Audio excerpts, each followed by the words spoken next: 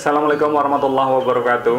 Hai, halo, apa kabar anak-anakku semuanya? Bapak harap semoga kesempatan ini anak-anakku semuanya dalam keadaan sehat walafiat, tanpa kurang suatu apa, jauh dari yang namanya penyakit. Amin.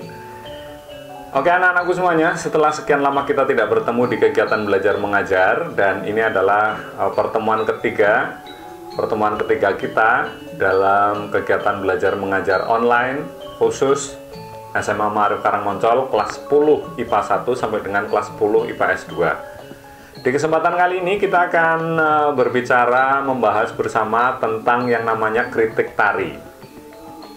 Adapun kompetensi dasarnya yaitu menganalisis bentuk, jenis, nilai estetis, dan fungsi ragam gerak tari tradisi.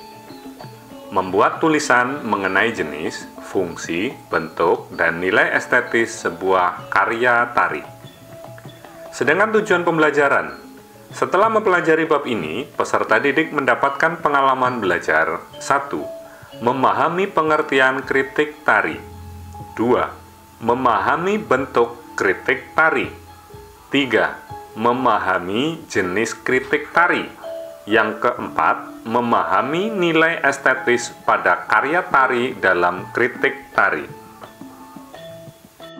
Pengertian kritik tari. Pada dasarnya, kritik tari juga memiliki pengertian yang tidak jauh berbeda dengan pengertian kritik pada umumnya. Hanya saja, kritik tari menjadi lebih khusus bidang cakupannya. Edi Sediawati memahami kritik tari sebagai sebuah upaya yang mengarahkan disiplin kritik untuk memberikan motivasi, rangsangan, dan sekaligus sebagai sarana meningkatkan mutu koreografi. Pengertian yang sejalan dengan pendapat Edi Sediawati juga dikemukakan oleh koreografer Bagong Kuhyarja, yaitu kritik tari adalah kegiatan yang memberikan jalan untuk lebih lancar dalam memajukan serta meningkatkan nilai seninya, juga mengingatkan kesalahan yang dibuat oleh seorang penari, pencipta tari, dan ahli tari. Bentuk kritik tari. Beberapa bentuk kritik tari diantaranya yaitu 1. Kritik jurnalistik. Kritik jurnalistik ditulis untuk para pembaca surat kabar dan majalah. Tujuan pembuatan kritik jurnalistik adalah untuk memberikan informasi tentang berbagai peristiwa dalam dunia kesenian. Isi dari kritik jurnalistik berupa ulasan yang ringkas dan jelas mengenai suatu pementasan, pameran, konser, atau jenis pertunjukan seni lain di tengah masyarakat. Karakteristik utama kritik jurnalistik adalah aspek pemberitahuan. Yang kedua, kritik pedagogik. Kritik ini diterapkan dalam kegiatan atau proses belajar mengajar di lembaga pendidikan kesenian. Jenis kritik ini dikembangkan oleh para dosen dan guru kesenian. Tujuan pembuatan kritik pedagogik terutama untuk mengembangkan bakat dan potensi artistik estetik. Yang ketiga, kritik ilmiah.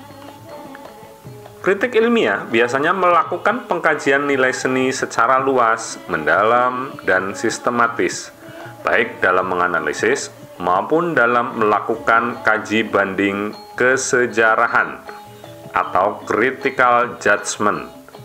Penilaian dalam kritik ilmiah sesungguhnya tidak bersifat mutlak atau sama seperti pengetahuan ilmiah lainnya.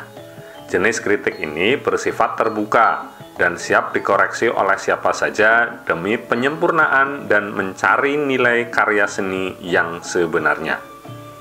Sedangkan yang keempat adalah kritik populer.